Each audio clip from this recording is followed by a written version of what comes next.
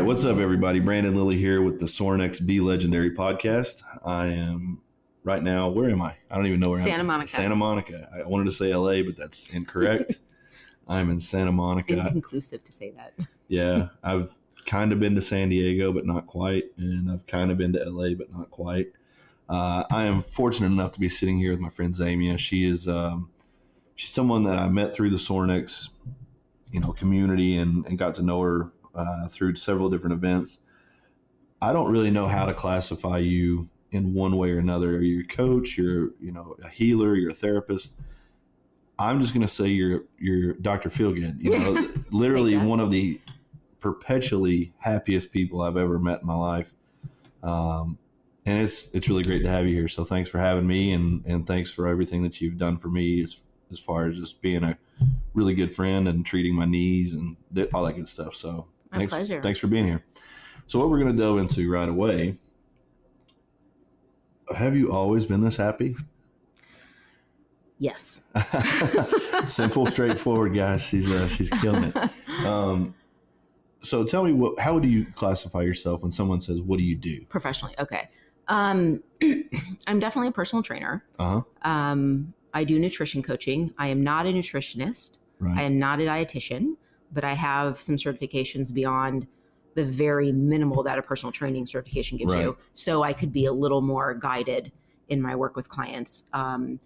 And I also do pain therapy, partially through nutrition and through training, and very specifically through microcurrent point stimulation, which is how I met a lot of you guys by treating you with those devices. Yeah. And, to be honest, when you see those type of things, or when I see those type of things, it's always like, okay, great. What is this? What is it? Is it a scam? But it really did, immediately change the way that I had a stride and a stepped. And because of the injury to my left knee, my left calf bears a lot more work than I think normal. And it was chronically tight. And up until now, when you mentioned it, I don't think it's been tight since the last time you treated it. Awesome. I think that a lot of people need to expand their horizons on what therapy is. Whatever works, it's almost like a faith-based thing. If it works for you, it's pretty hard to tell someone that it's not valid, right? Totally. So do you get a lot of pushback against your methods, or? Thankfully, not too much pushback. Usually it's more, oh yeah, I've used a TENS unit before, because technically it's a TENS unit. Right. But other than administering a current, it's so very different from the traditional TENS units that people use. Right. What most people are exposed to are the pads that get put on muscles, and you get a pretty noticeable contraction, and it can be pretty intense depending on the setting. Right. I think my grandfather had those that tried to build biceps with them. I think. I'm not sure. I think there's an ab one now. Yeah. And those are great. It's just totally different. A lot of physical therapists use them. A lot of people just have them on their own, and they work great for a lot of people in a different way. Uh-huh. I think they're all good. And so what's so different about this, which I tell people, is if you think of your nervous system, my units, the Dolphin NeuroStim, which allows me to administer microcurrent point stimulation, whispers to your nervous system. Okay. It's largely about upregulating your parasympathetic nervous system, the part that heals and repairs and recovers. Right. Not our protect ourselves, run away, fight or flight. The other type of TENS unit, so mine is also a DC current, a direct current, which is it's constant, and it's a very low grade constant current, more similar to how our body is, which is why it's more of a whisper to our nervous system. And the other is an AC current, which is alternating and more of a scream to our nervous system. Again, totally has a purpose, just different than what I'm about with these. And so that right there is a big differentiation. And then when you see the units, they look completely different because there's two, and depending on what I'm using, I'll use either one or two. I'm sorry, what I'm treating. And they come to a very specific point. And that's because the specific protocols that we follow are based off of acupuncture points. Okay. So it incorporates more than just a current is being administered. So, and then it's different again when I treat a scar. So when I started with you, I started with all of your scars, more than I realized when we started. But, and so scars are one of my favorite things to treat. I mean, if I can get someone in less pain or no pain, I'm beyond extremely happy. But I love treating scars because, to my knowledge, not saying it's all knowledge, but from what I've been exposed to thus far, it's the only type of treatment that is about restoring polarity or charge to the tissue that is lost when it's been cut. So most techniques for scar tissue, and again, not bad, all great, just different, are about breaking up scar tissue, which is important.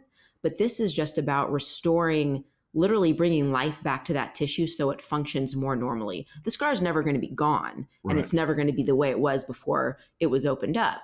But because you're restoring that polarity to the tissue and literally bringing it back to life, it lets go. Because now you can get things moving through on a cellular level that were just hitting a wall before. And so all of a sudden, it doesn't feel as tight. Your range of motion opens up. So it's a non-invasive way. And though there can be moments of discomfort, it definitely isn't as uncomfortable as having scar tissue broken up. So I'm glad you said that, because I had Graston done in Columbus, Ohio, and I was told that it was, I believe I was there one day when the originator or the repurposer of the Graston technique was in the office, saw it going on. And of course, like many offices or treatment centers, when they have something new, they want to try it out. And Dr. Buzz Korth, he was instrumental in keeping, I know, myself and a couple of the other guys at Lexan and Westside Barbell going strong and healthy and things like that. I do not recall the Graston method with him being painful. I remember it being uncomfortable, but not painful. And then I see on Instagram or Facebook these people showing these huge bruises and the capillary breakdown. And I think it almost became like a badge of honor of how much pain you can take. More pain doesn't always really translate either in my mind laying down on the table. Like, it should not hurt more. There might be some discomfort or there might be pain, but why am I going to make something that's hurting hurt more? Right. What's your feeling on that? I mean, I agree to a certain point, because if you're trying to heal or get something to relax, if you're administering so much discomfort to that system that it's not actually going to be able to relax correctly, it seems counterproductive. Well, that was my thing. I had Graston done on my neck one time. I just made the comment. I was like, yeah, it hurts. And of course, you're seeing this therapist for a multitude of reasons. So you trust them. And at this point I was like, yeah, you can do Graston. And I mean, it was so bad. I felt my shoulder, like I felt myself tightening up, because it was just like, this is not what I remember. And this is not feeling beneficial at all. I mean, yeah. And I agree with that. I think there's definitely been points, like when I've had some deep tissue work where it's been painful, but I could tell it was kind of the right pain. But my caveat to myself, and whenever I recommend massage to clients, I always tell them, if you can't breathe through it and stay relaxed, it's too much. It's too deep. And that's kind of how I think about it. If you can tolerate it to the point where you can still keep your body relaxed, that's very different than squirming and the rest of you is tightening up while they're trying to loosen up another part. Yeah. And that may still even be too much. Like, from a nervous system point, it still may be a bit of a red flag to your nervous system, because the pain is being sensed. Right. So I have a client. It's funny that you say this, because when you and I were having our text war back and forth, when I was attacking you for not texting Rudy, a little miscommunication there. He forgot to text. I forgot to text you. But I was actually talking with a client, and to tell you the truth, she's one of the most special talents that I've ever worked with. She's just a phenomenal athlete. Amazing. I don't know specifically, or I don't have the intelligence enough to say what it would be, but I have never seen someone so switched on all the time. Like, when I see someone and you give them a hug, there's that embrace, and then there's the point where you almost feel like everybody just kind of lets go, and it's just a softer emotional thing. That sounds kind of weird, but I'm just trying to make a point. Right. She can never, like, she is rigid at all times. And I watched one time she fell asleep at a competition, and when she was laying down, like her arm fell down. So I tried to like lift it back up and put it under a bag. It was like she was in mid form on a bicep curl. Wow. And I was like, and she always complains about these tightness issues and these injuries. And I was like, okay, let's break this down. Tons of stimulants, like one of those people that just shoots and snorts the pre-workout shit. Right. And then it's like a ton of melatonin or ZMA to help her crash at night. And it's like her body is so out of regulation with what it's supposed to do. And then the fact that she is one of these highly like she's a person that I'm like, we can't train 7 days a week, 15 hours a day. Like always her mechanism is to do more. Right. And in sport to this point, whether it be basketball, softball, volleyball, powerlifting and strongwoman, whatever, that has gotten her to this point, that relentless drive. How do you tell someone that is not the way, that is not the path to success, and when they're having success? Right. You know, I guess what I'm looking for is someone who can treat her that she will believe that less is more, because we have come to a point in a coach-client relationship where I think I can say something till I'm blue in the face. Right. On this kind of stuff, and it just kind of goes over her head. Right. Like she just doesn't want to do. I shouldn't say over her head, but just in one ear out the other. Right. How do you? I want her to listen to this, so speak very carefully. I will choose my words wisely. I'm just kidding. Question number one for me: has she had anyone work on her in any capacity, any sort of body work? She's really. It seems like to me, she's good about it, but only good when there's a problem. Gotcha. It's like, okay, symptom is no longer here.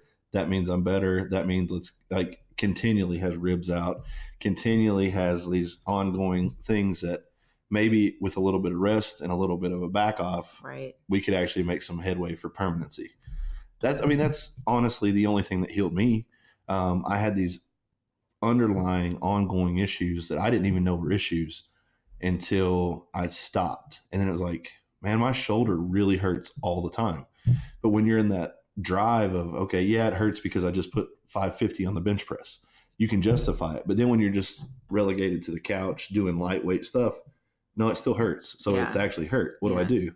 And the only thing that was able to heal me totally was the ability to just rest. It's the hardest thing I've ever had to do, was to figure out that I just needed to let my body heal, because I would immediately be back in the gym. Even though I just had knee surgery, I could still lift upper body, right? Well, I'm depriving myself nutrients to the healing. And I know that there are people out there that will hear this and they'll just kind of shrug it off and say, oh, that's not how it is, blah, blah, blah. Well, 16 surgeries later, I can tell you that's how it was for me. Right. So I'm trying to find the balance point with her to encourage her to go to this next level, because I think she has some really serious potential, especially as a strength athlete, but she's just got a lot of things going for her. And I don't want to see her lose it because she's in pain. Right. How old is she? 30 to 31 or 2. Okay. So she's kind of at a crossroads. Yeah. Right. Well, I'm just thinking too, because when I think of all of the folks that I've treated, largely via Sorinex, but all the military, all my special forces folks, all my first responders, all my high functioning athletes, very similar mindset. Mm-hmm. And it's interesting because all of you, I won't say everyone's name, but a lot of, as you got to a certain age, mm-hmm. you kind of not accepted, but realized what you could get away with then. Oh yeah. You really can't. So that's why I was asking about her age too. Well, and I think that there's just been with her, she's had a really diverse background in athletics. So it's always kind of been this adapt and conquer kind of mentality. very, very quick success in powerlifting, very, very quick success in strongman. So I think it's very hard because I speak for myself. Right. I got the warnings from a lot of people that were better, older, been down this path before. Right. You're on the road to destruction. And well, I'm still getting the results that I want in spite of it. So maybe you guys just didn't have it. And I do. Well, no. Right. I was wrong. But it's very hard to persuade someone when what they were doing is perceived as working. Correct. Because I think athletes, military types, pain just becomes a welcome friend because it means you're doing something. Yeah. And if you can keep moving forward with it, it can't be that bad. Right. Forgetting that pain is your body telling you something's wrong. Mm-hmm. So I think with someone of that mindset, the challenge becomes, I think, or one potential approach to it is kind of backtracking conversation about how long she's had certain issues, be reoccurring issues, what has been done to address it, when you've noticed things have been better, when they've been worse. And a reminder that that's the phrase, no pain, no gain. I hate that phrase because it really is just how injury happens. Other than like the burn when you're doing a high volume, like, no, they're really, and pain shouldn't last. Right. So I think asking yourself, okay, my shoulder kind of always hurts. Yeah, if I'm pushing a heavy load or only when I do this, but it shouldn't. Right. And I think as simple as that is to say, you shouldn't be in pain doing your movements. Right. Right. You certainly shouldn't be in pain doing no loaded movements. Right. But even if it's heavy, like hard, yes. Yeah. Maybe you fail, yes, but you shouldn't be in physical pain. Right. And so when clients are like, oh, that hurts, I always have them, I'm like, describe it. And I know they get really annoyed sometimes. Like, you're so anal. I'm like, I am, because telling me it hurt is very vague. Right. And being like, well, it burns. I'm like, okay. Does it burn when you stop moving? Well, no. I'm like, I'm okay with that pain. Literally the only pain I'm okay with. But sometimes getting into the pain that she's feeling can be helpful to help her understand that it's not okay pain. And again, it's your body saying something's wrong. And eventually, wherever that is probably going to have a major injury down the road if it's not addressed. Right. And maybe an injury that you can't come back from. And that's like the worst thing possible. Yeah, for sure. Right. And so it's a hard one. I mean, it's hard for me to answer that. Like, it's one of those things where I need to have a conversation. Yeah. And that's why I love treating people too. Because when I get them on my table, they're in a different space with me. Even though I'm a trainer, even though I do nutrition, which is conversation I totally have if they're open to it. I'm helping them get out of pain in some capacity. So the guard is down, maybe not right away, but eventually it is. And the trust is there. And I know that I have a certain type of personality which works for that. People feel safe with me, which is great and vulnerable, which is great because it lets them be honest. So I can do my job as best as I can. Right. The more honest they are with me about what they're feeling, emotional or otherwise. Do you feel like you try to, I didn't always think so, but I more so believe now that emotional pain can manifest as physical pain. 100%. So I have my own guess as to how you feel about things, but I see that you kind of wear their pain. You want to like relieve that burden, just through things that we've talked about when you treated me and whatnot. I think that for athletes, and this is kind of funny that this is right after Dr. Miller, we talked about the inability to express vulnerability, especially the military background type, the high level athlete, because that is hard. It is hardwired out of your system, right? You cannot be this emotional mess on the battlefield or on the playing field or whatever. So then when someone like you comes along, it's a reintroduction. I want you to feel this stuff. I want you to talk about this stuff. And I want you to understand that talking about it is a part of the healing process. So I know every coach, personal trainer has somewhat of their, psychology cap on. Right. But how much do you feel through your hands-on treatment is enhanced by that effect, I guess I should say? I think a lot. I mean, I've always had that part of my personality when I've been with clients on any level, anyone really. Mm-hmm. But, and I obviously know where I have to refer out, and I've got someone for that, which is great. Sure. But I definitely kind of push the ceiling as much as I can on taking that on, because despite the fact that, I mean, yes, I've had a lot of serious people in my life pass away, mm-hmm. And I'm not diminishing that in any capacity. I haven't had any major traumatic events aside from that.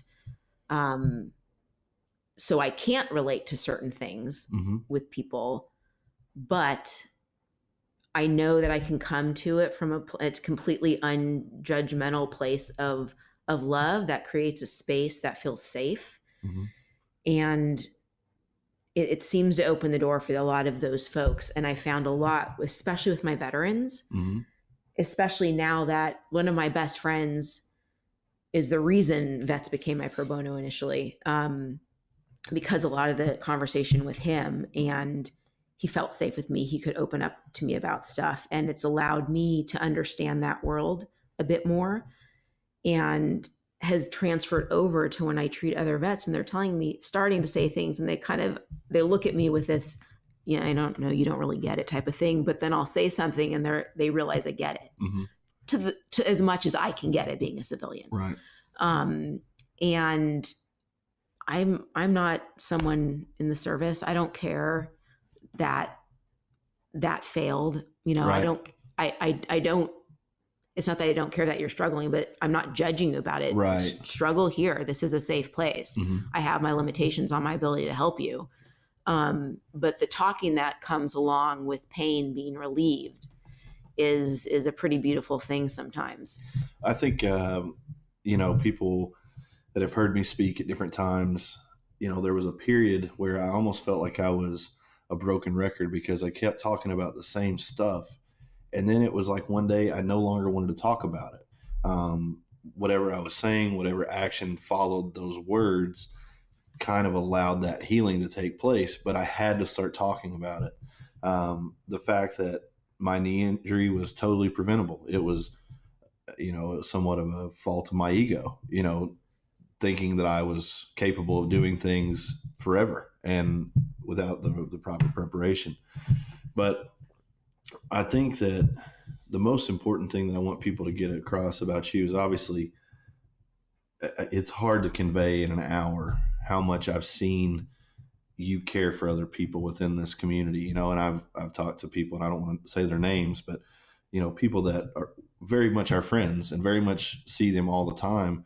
And your name just continues to come up as someone who is, super, you continue the outreach long when we're away from your presence. I can tell you, we probably communicate every single day. Sometimes it's just via meme. Sometimes right. It's, but it's important to know that it's kind of like I told you at dinner, there are people within the community that I know, and I'm not just saying if I needed them there, they would answer a phone call. Like I could trust that you would be one of the people that would physically be on a plane wherever I was to help. And I think from a person who's hearing this, I don't care if they ever reach out to you so much as I need help, right? But just following someone like you and seeing that positivity and the impact that you continuously have. I don't think I've ever seen you make a post that was negative.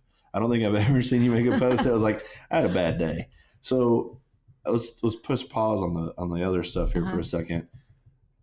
Where does this come from? And like you said, you lost some people, and I don't want to give it away, but I know you've lost people close to you. Yeah, no, I'm happy to talk about that. And I think that's part of why I am the way I am. I mean, I genuinely think I'm just wired a certain way, which is part of it. Uh-huh. Both sides of my family, depression. Yeah. It's kind of like two wrongs made a right. Like none whatsoever. Right. I mean, I've definitely been sad. So when I was 4, I lost my mom. Yep. And then, I think of the order. When I was 8, I lost my grandfather, who I was very close to. Uh-huh. My father's parents were kind of the only grandparents I knew. And I was very close to them, especially my grandmother. So when my grandfather died, when I was 8, every summer after that, I went to my grandmother's. She lived in St. Louis for 3 weeks. I did that until I was, well, when I went off to college, I couldn't do it anymore. But I would still visit her. So like I was extremely close to my grandmother. And then when I was 20, well, and then some friends died along the way. And then when I was 29, my dad died. And that was devastating. And then, so that was August 22nd, 2006. My father is an only child. Now I was the sole person who had to not deal with my grandmother, but like be in charge of my grandmother, who was in a nursing home at this point, in St. Louis. I never told her he passed away. There was no reason to. It literally would have killed her. Right. So she started going downhill though. And so within the span of 6 months, so I went there, I was like, I got the call and I was like, tell her I'm coming. Just keep telling her I'm coming. So she hangs on. And I went there. This was, I think it was Christmas Day of that same year, and got there and, said all the things that I've always said them. I'm always a person who, like, I always end with, I love you. Like I'm a no regrets person when it comes to people in my life. So for all of my friends out there, I'm cheesy for a reason and I'm totally fine with it. And I tell you, I love you because it's important. Right. So I told her, I was like, it's okay to go. I'm like, everyone's great. She had a great grandson. My first nephew was born. She had pictures, but I was like, it's okay to go. She died the next day. So in 6 months, I lost 2 of the closest people to me. It was hard. Like, oh my God, when my dad died, that day is like ingrained in my head, but like it doesn't really make me sad the way it used to. Right. Even I cried every drive home from work. I cried. And I remember telling my work staff, I was like, if I start crying, don't freak out. Yeah. Don't worry about it. Totally normal. Yeah. I'm very open. Like when it happened, I told my manager, I was like, please tell everyone what happened so they know. Right. So, all of that, if I was wired a certain way, my life would be completely different. Death is very black and white for me. And I'm not the type of person who, why did, like no answer makes you feel better. Right. The only thing that makes you feel better is them suddenly not being gone. And I just have kind of always been that way from what I can remember. Ironically, given all the death that I've had, I realized, though my professional purpose is to help people live a better quality of life, I realized that another purpose of mine is to help people handle death when they experience it. I found that, and I'm kind of tangenting off here, but I'll get back to being happy and everything, because I'm actually happy during all of these things. Sure. And I never forgot that. Like when I was sad, I remember I'm like, I just need to go for a run. I'm not the person who goes and drinks. I'm like, I wanted to feel all of my emotions when my dad died. And you go through all of them and you don't like some of them, and that's okay. Which I always tell people, and this is kind of where I'm going with that, is I found that my other purpose is helping people handle that, because in our society, we don't really have this great process for death. Judaism has its process. Everything happens really quickly. You sit Shiva. I think it has its limitations, but I think it is a good thing in many ways. But a lot of the cultures in our country don't. And it's this uncomfortable, no one really talks about it. Oh, it's going to be fine. Am I allowed to swear on here? Oh my God. You can say anything you want. You already said anal, so you can say anything you want. That's fine. So I know people think I don't swear, but I actually have quite the potty mouth. But I found that, people don't know what to say because they want to make you feel better and they're not going to. And I found that given the experience I've had a lot of it, I'm not saying it without experiencing it. And I started realizing that I could say to people, I'm like, obviously I'm so sorry that you're going through this. Right. But I'm like, it really fucking sucks. And it's really going to suck for a while. Yeah. And eventually, which never happens fast enough, thinking about that person will make you smile instead of cry. But no one can tell you when that's going to happen. And you might cry for moments the rest of your life. I still have moments when I realize my dad won't ever see me fill in the blank. Right. Everything that happened after 29. He literally said, maybe less than a year before he passed, I know, I want you to get married before I die. I'm like, shut up, Dad. I'm like, don't even say that. Right. I'm like, dude, seriously? Yeah. Thanks. I'm like, now you like cursed me to never find someone to get married to. but like, and I found that those words were what people needed to hear, because nothing I say is going to make you feel better. Right. But eventually it will be, it's never going to go back to normal either. It's a new normal. Right. But live your life differently because of this. Don't be the same person if you're not happy with all of that. Right. Let their passing remind you that you need to grow. You need to live differently.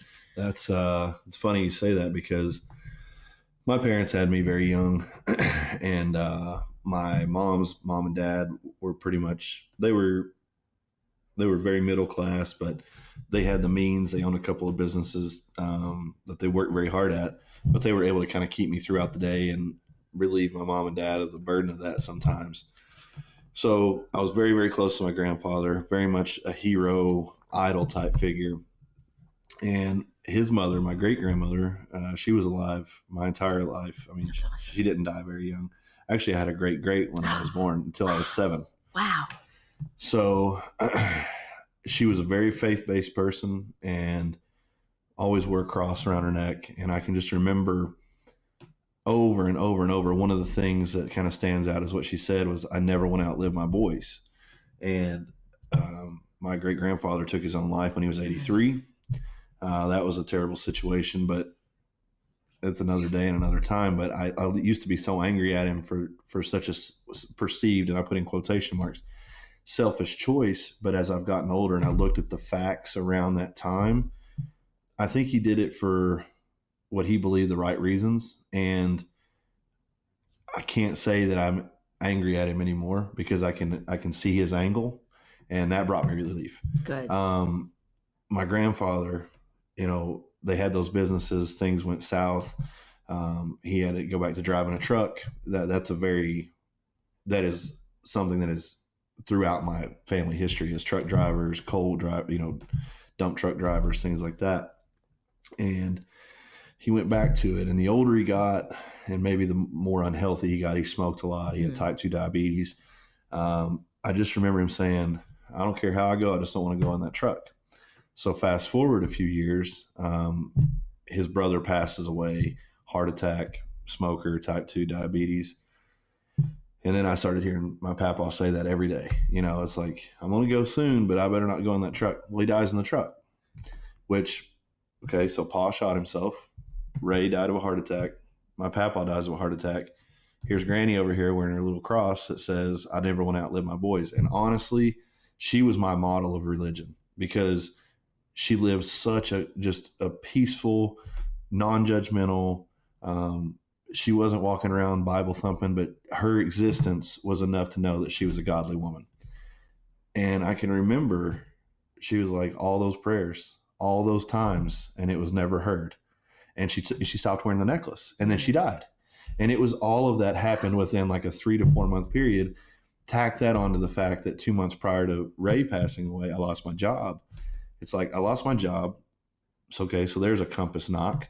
I lose my great uncle. There's a compass knock. And then I lose the 2 people that in my mind, they personified my family. Right. And that's when I think a lot of the stuff that I kind of buried down or kept it together started to unravel, because it's like, for me, I never understood how people stayed in line once they learned that it was all a joke, or like it's like the Santa Claus story, right? Life is one way until you realize it's not. And I very much realized that when my grandfather died. And it was, I mean, it's one of those stories. My grandmother, I don't want to get too much into it, but some stuff happened related when she found out about it, and she would just fell apart. So I had to go pick her up. We go down to Harlan, which is way in the coal mountains of Kentucky. And it was just like, it felt like a movie, like it felt like. Sounds like one. So we get there, we see the accident scene. Mm-hmm. They take us to the morgue, and it's just like, okay, here he is. We need to certify that's him. Okay, come sign some paperwork. We'll get you guys out of here. You'll have a good day getting back. It's like, wait a minute, you'll get us out of here. We'll have a good day. Like, and again, I know what they're trying to say, but I swore to myself, I am never going to sit here and say I don't want things to happen and then not act on making them not happen. I think it just removed the veil of fear for me in a lot of ways, because at that point, that's when I told myself, okay, I'm basically broke.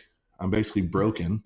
And for the rest of my life, if I'm broke, it's going to be because I can't make it. And if I'm broken, it's going to be because of me. So I just went on a terror spree of emotional damage to everyone around me. I pushed everyone away.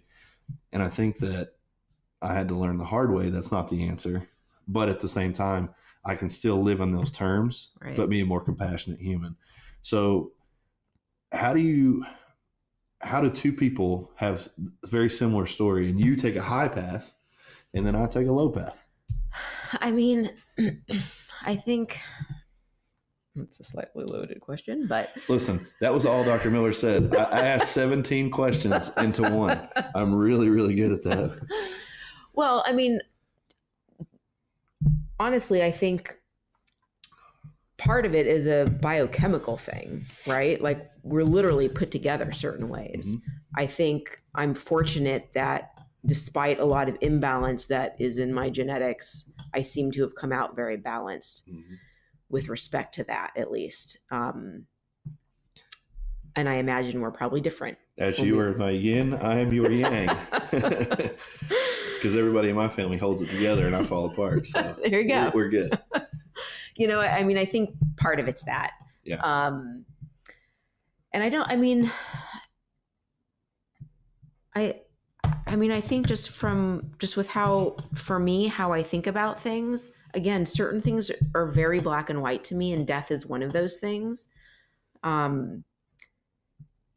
And I think that's why death is also really hard, because for most people, it's not very black and white. And the why, like, that it's just a question that you never get an answer that makes you feel better in the way you want. Right. And so it's almost like the self-torture, yeah, of living in the why.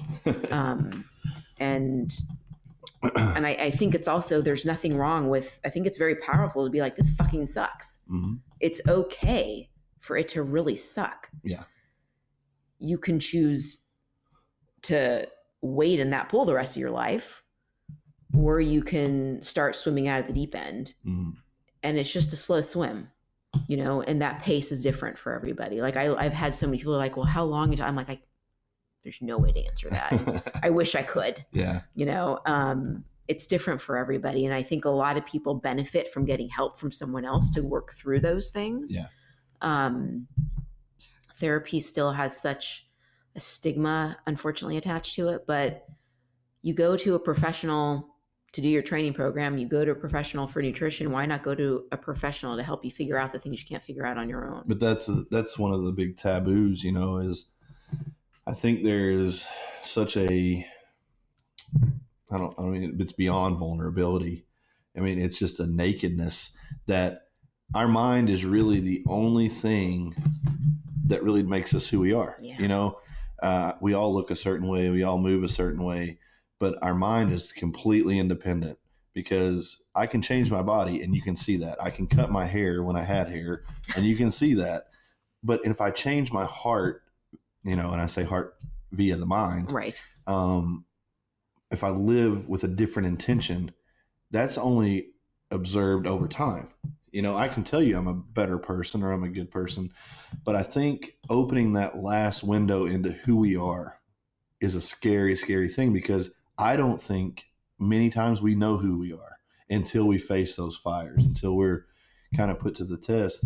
So I guess what I want to get at with you is, having been through all that and having that understanding that most people are guarded, how do you approach athletes, clients differently now with that self-knowledge? Right. And kind of the observation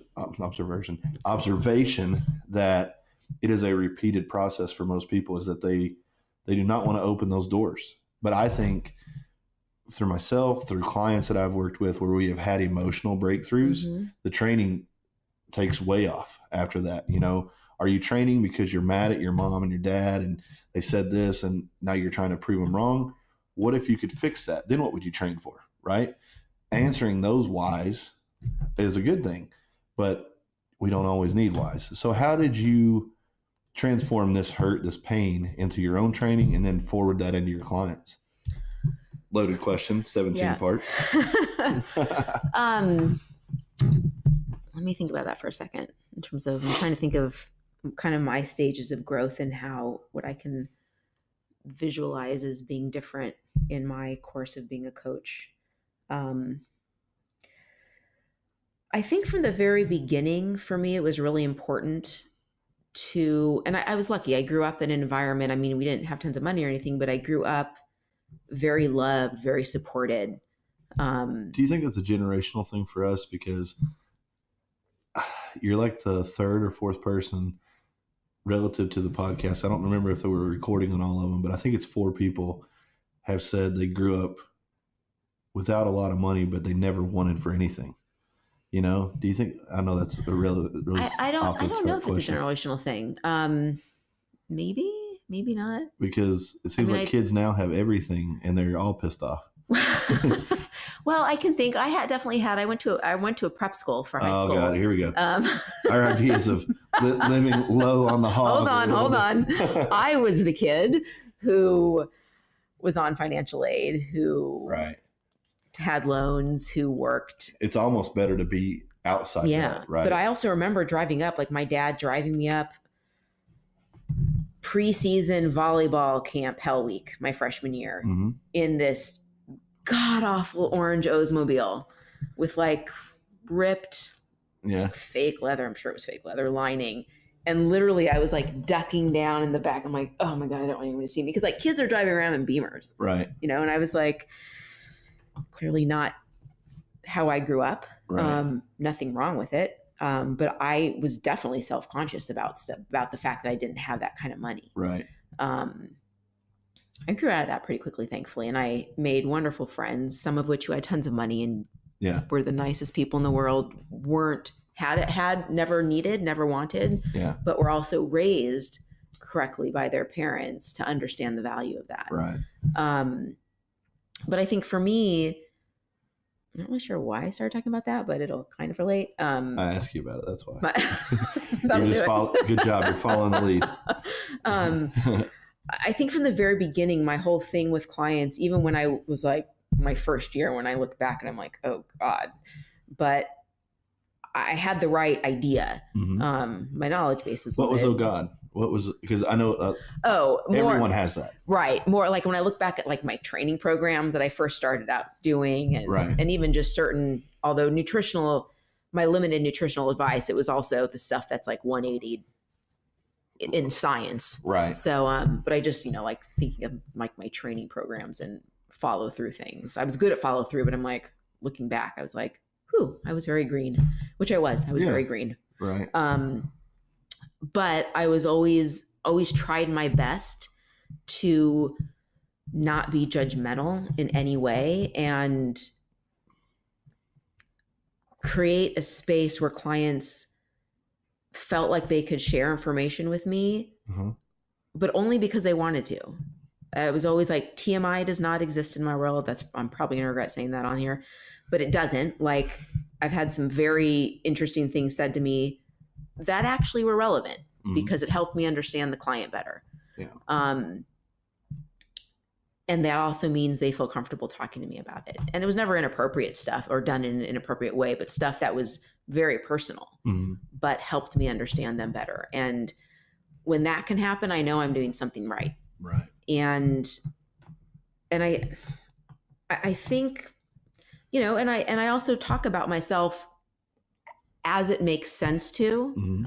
I'm most certainly not the coach with their client on the floor talking about myself the whole time, but I will share information when asked that seems relevant and, more importantly, helpful to them. Because they always, you know, we always think trainers are perfect. You're trained. Oh, you don't struggle with this. You don't struggle with that. And that's so not true. I don't think that of all trainers. I think trainers are train wrecks. But you know, I our think clients often, the perception you know, is for sure. I have someone else do my training. I have someone else do my nutrition. I've done it all for myself, but I get to learn. Yeah. I adhere better when someone else does it. It's an accountability thing for me too. Yeah. And I'm brutally honest with my feedback because I know how important that is. And so, sorry, bringing it back. I think for me, as long as I can just talk about the stuff that isn't easy to talk about in a way that is comfortable for them when they're talking to me about it, and sharing with myself where it makes sense and is about them, even though it's about me, because it's about their story, and helping them realize they're not alone. I think that's my big thing, especially when I'm doing MPS therapy with people, is helping people realize you're not the only person hurting this way. Right. Emotionally, physically, whatever it is, or struggling with this nutrition. I'm constantly reminding clients that I'm like, it's super common. You know, I understand that that's difficult. I've had that issue. Right. You know, and, you know, and I mean, in terms of the happy and sad, I really am wired a certain way. I'm so grateful, knock on wood. But despite that, I think what I also like about myself, if I can say that, is it's almost like I'm drawn to the people who aren't, because darkness doesn't scare me. It doesn't make me uncomfortable. And I think a lot of that is because of the death I've experienced. And so early on, that I think I just had such a dose of, even though my life was fine, I was never in danger. I was never worried about having a roof over my head or food on the table, but I definitely had some really shitty things happen early, and then kind of regularly, that were completely out of my control. I think it made me extra compassionate, probably, and also very much speak my mind to, not like whatever, but like, people in my life, it's important that they know they're important to me. And sometimes I'm cheesy about it on purpose. Sometimes I'm not. I will tell you I love you because I do. And it's important that you know that. Is that an actual statement, or just like? Yes, I do love you, Brandon. And you know that. Much. I appreciate that. Funny story. The first time I said that to him was on text, and I was like, this is not so normally where I would say this the first time, but it was appropriate. So I did. I was like, I love you. That was great. And I don't ever want people in my life to question that. So I make sure I say it. And I do my best to have everyone I work with have that feeling with me, because it's genuine. Right. Even if I'm only seeing you for one session, like when I travel and treat people, I may never see you again, but in that moment, you are 100% important to me. And I will follow up with you. Once you've worked with me, the door is always open for communication. And I'm the same way on Instagram. Like, people that I don't know message me, and I don't respond to everything, but that's only because it's not appropriate for me to respond to what I'm being asked. Jeez, I don't get a lot of that. I don't get a lot of that. That is the After Hours podcast, ma'am. I'm sorry. But when people reach out, like, I'm happy to share, you know, because I genuinely care. And I think for me, like with my Instagram, I think I've had some things, like, I guess for me, like a shitty day is I'm like, my knee wouldn't let me squat. Yeah. I realize that's so relative. You know, and I work around it and I still have a good session. Right. But at the same time, I always want everything I share to be organic. Right. I mean, if someone asks me, I'll answer. I mean, I'm very fortunate. Like, I mean, some days are better than others for sure, but I feel like the last awful day I had was when my grandma died, probably. Right. And the one before that, it was always someone dying. Like Mm-hmm. and I think because I've had so much death, it just makes everything else not seem that big of a deal. If you still got a breath, you can change, right? Yeah. Like my 91-year-old client says, I'm like, how are you feeling this morning? Billy's like, I woke up. Yeah. Awesome. That is a good day. So, okay. Perfect transition. Okay. This is a question that I like to ask. I don't ask it every time. Craig Ballantyne, I'm sure you're familiar with him.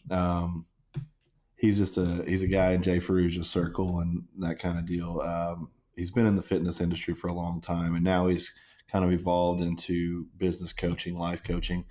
I took one of his courses at Ben Pekulski's gym in Florida. MI40. There's a little shout out for you, Ben.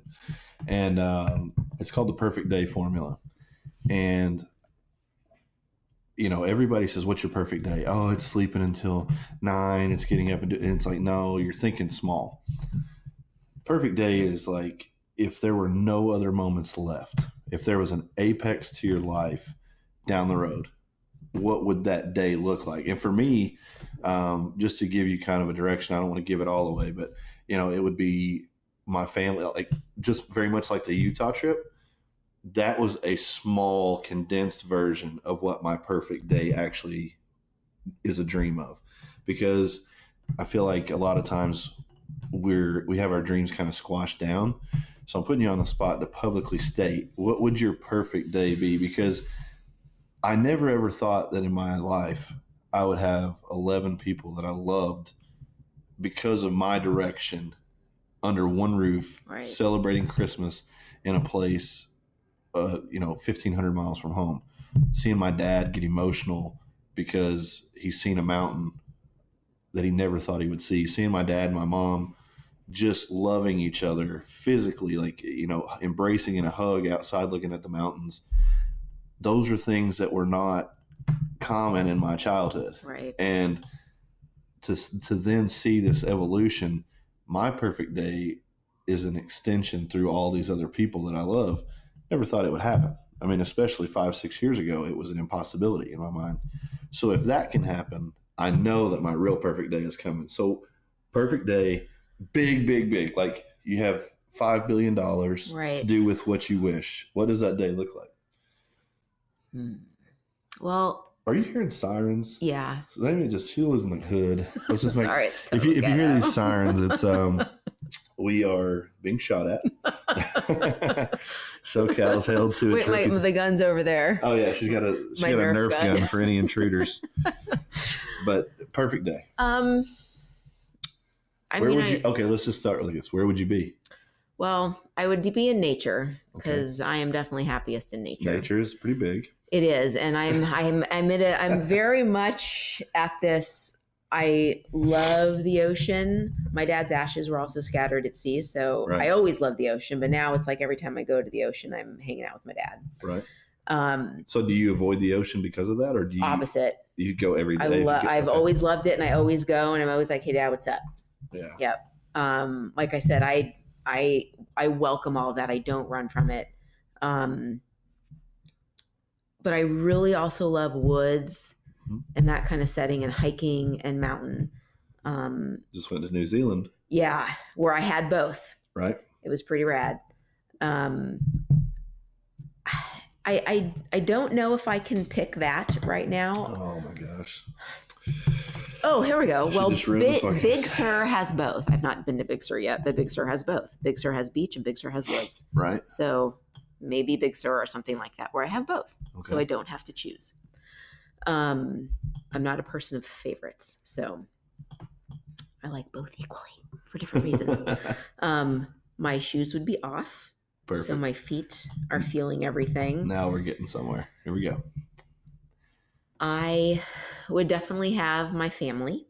Mm-hmm. And I'm very fortunate to say that I have a decent sized group of really close friends. Mm-hmm. I have more than one or two.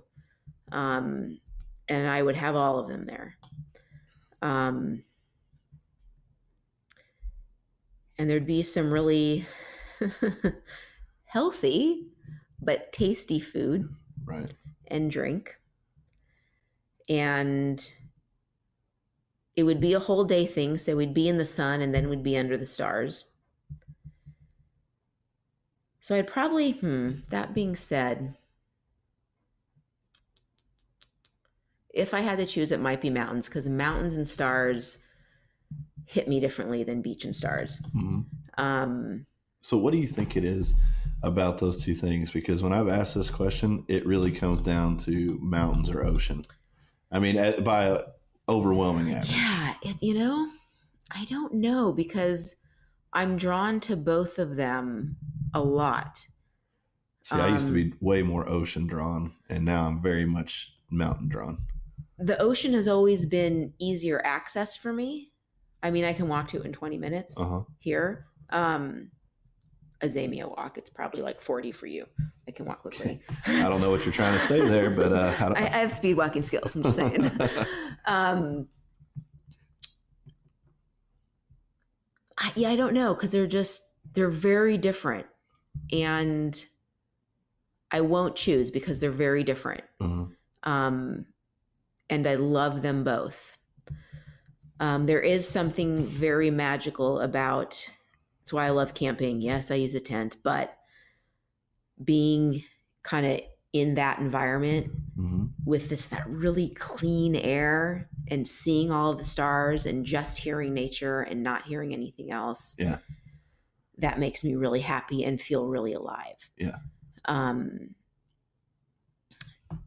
The ocean does too, in a different way. But when it comes to stars at night, definitely the mountains win on that. Yeah. But I think that setting, shoes off, so everyone's touching the earth. Some people will complain, but that's okay. I mean, my first name is a plant. My middle name is a flower. How could that not be a place where I feel happy, right? Yeah. And as the day progresses, sitting around a fire, I think, and just talking and laughing and stories being told, and just people feeling comfortable, and hugs and tears and laughter and all of it. I think, so I don't really need a lot of money. Just I got to get people there. That's probably going to pay for the food. The money, I don't need too much of it. Yeah. I think that would probably be my perfect day. And honestly, until this birthday, that's, people, it's funny. I've had friends like, I don't celebrate birthdays. And I'm like, why? Yeah. And I'm like, I get it. It can feel like a selfish thing, but I'm like, for me, I love birthdays. I just turned 42 and it was awesome. But normally every year I have a party, not so people, like, literally for the opposite reason people think. It's the one time of year I can get all of these people in one place. That means something to me. Right. And it's not everybody, but I get a lot. It's more than I can ever get at any other point in the year.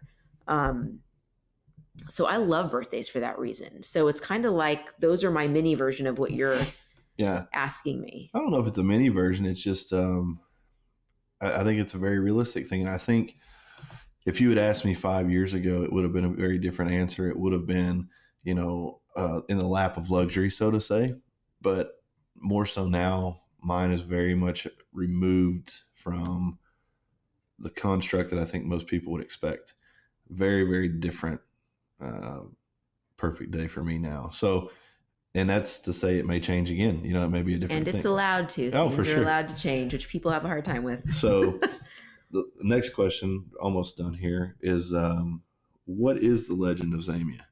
What will that be? What would you want, your legacy to be for those like myself that tell your story? What would you hope that it would be? I think more than anything, just a story of love and compassion and finding the beauty in everybody, because we've all got it. And as broken as, and I feel like I'm about to cry right now. That's okay. Go for it. As broken as some people are, it's funny because like when I did not know who Brandon Lilly was before I went to Summer Strong for the first time. Powerlifting is not my world. So I had no idea who you were. You got up there and spoke. I cried. And afterwards I was like, I need to hug him. Yeah. I'm a hugger. For anyone who doesn't know me, I'm a hugger. I take my hugs very seriously. If you one arm half-ass hug me, high five me instead, because I don't like that. Full body, I might hug you long enough that you get uncomfortable, but I take my hugging very seriously. But that was my thing. I was like, I need to hug you because you were obviously I don't know how many times you had told that story before, but it's the first One. time. Okay. No, I mean, like, that was it. That was first. Well, and I didn't know any of it. And you were very vulnerable with all of that. And whenever anything like that is shared with me on any level, like I've learned, I was a fixer. I was that person in relationships. And I finally learned with my last one that I'm like, stop doing that. Mm-hmm. You know, I can't fix, but what I can do is provide a safe space of trust and love and compassion while straight shooting. Right. I'm not passive aggressive at all. And I think that, so if when someone thinks of me or talks about me, it's that kind of feeling that I was able to leave them with. Yeah. I've done my job. Obviously, if I can get you out of pain, right, in terms of professional level, that's great. But really, I think my tools of my profession are really just an outreach of my compassion and my love and my desire to remind people that, like, we all have beauty within us and we all have the power to help ourselves. And that's one thing that, kind of backtracking a little bit with, especially with MPS, but with all the coaching stuff that I do, is I really like people to understand that they have the power to do these things. And we do them at the pace that they can handle. But it isn't about me coming and fixing you. It's about me helping you figure out what's wrong. And I can do this part, but you can do all of these things to help yourself as well. And now you know. Whether you choose to do them or not is up to you. Right. So we know a little bit about your perfect day. We know about your legendary. We know what you do. Where do you go? Where do you want to take your business? Where do you want to take yourself? I'm still figuring that out. I'm coming on a year and a half or so into Good Human Fitness being in existence. I'm definitely liking that I get to travel more to do this work. It's obviously not so much with the coaching and nutrition, although that's online, so that can happen for anyone, anywhere. Right. I am growing that part of my business. But I'm really liking the traveling to treat people. Yeah. Because it lets me get to people who would probably never get this treatment otherwise. Right. And I just get to meet new people and be in different environments. I've definitely been to places so far for this purpose that I wouldn't have gone to otherwise. And I've got some on the horizon. I'll be in South Carolina, hopefully in the next few months. What days? In South Carolina? I don't know yet. It's got pushed a little bit. I'm actually going to be at Breaking Bars. Okay, yeah. So we were going to do February, but we're going to push it back a little bit. You might ought to push it back till April. Okay. And I'll tell you why. Okay. I can't say it on the air. That's okay. But there's some really cool stuff happening in and around HQ that I think would be really awesome for people like yourself to be involved with. But perfect. I just don't have concrete yeses on a couple things. Yep. No worries. Once this record button is no longer in action, I'll tell you all about it. No, and I need to get to Kentucky. Yeah. We need to figure out my visit. I think, Kentucky has turned into, I think Kentucky is me. And for a long time, I ran from it. And when I finally went back and just kind of really wanted to get to the root of myself and root of understanding things and, like I say, reconnect with people that I really had not been a good person to, I found like it was the most welcoming place in the world. I think people were hoping that I would get this turnaround, like my parents and stuff like that. And I know that it's hard. I'm kind of vague with some of my explanation of a lot of things, but I was so singularly focused forward that I was just not good and not attentive. I would miss birthdays. I would miss Christmas. I would do these things because I lived very much in the world of the gym is on Wednesday at 5. The gym is on Friday at 5. Don't plan Christmas. Don't do right. This is my world. Everything was backseat. Yeah. So, you got to get to Kentucky just for that. I mean, it's such a great place and there's so much cool stuff there that I resented when I was younger because it just felt like you're stuck here forever. But then when I get out and I see the world, it's like I'm drawn home more than I am to the rest of the world. And it's not to say that I don't love exploring. I do. But now when I go home, I'm actually recharging. And when I go places, I'm better when I'm there. That's how it should be. Yeah. So I don't know. I think South Carolina, that'll be interesting. Kentucky, you've got to get there. I got some people in England that I'd love for you to get introduced to, so you can go. I've never been there. Yeah, and they can facilitate a lot of good treatment. So awesome. Yeah, we've got a lot to talk about after the record button is stopped. So I think that's a good place. Where can we find out more about you? Where can we reach out to you? So I don't have a website, although it's actually finally starting. I'm going to eventually, nothing crazy, but finally actually have a website that I can send people to. But at the moment, Good Human Fitness on Instagram, that's kind of my biggest platform for everything. It is linked to my Good Human Fitness Facebook. I do also have a personal Facebook, but that's personal. Right. So if I don't really know who you are and you try to friend request me there, I probably won't. So just go. She will verify. Do you know this person?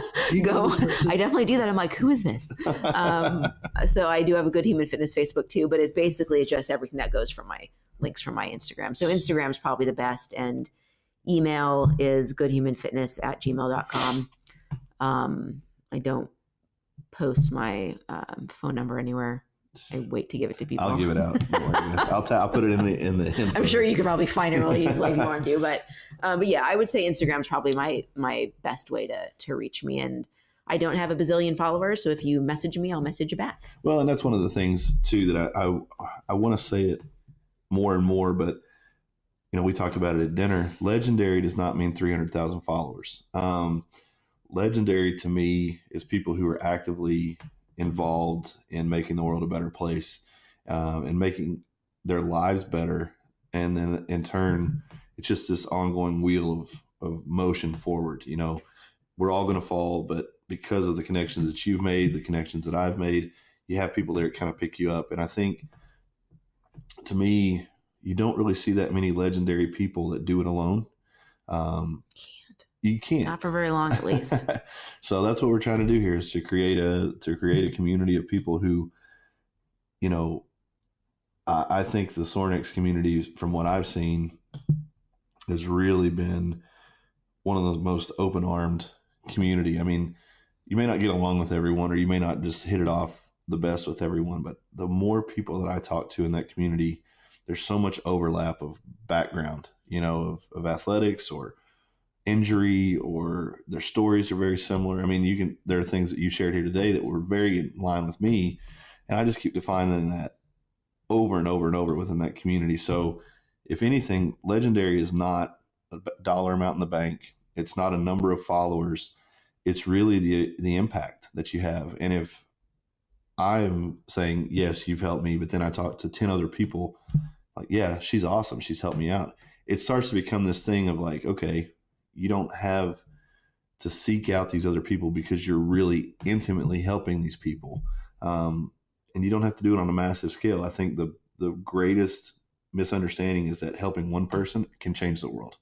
And I think you did a great job of that. So very, very glad to have you here. This is definitely part one of several. So we'll do this again. We're going to snap the casting pods photo.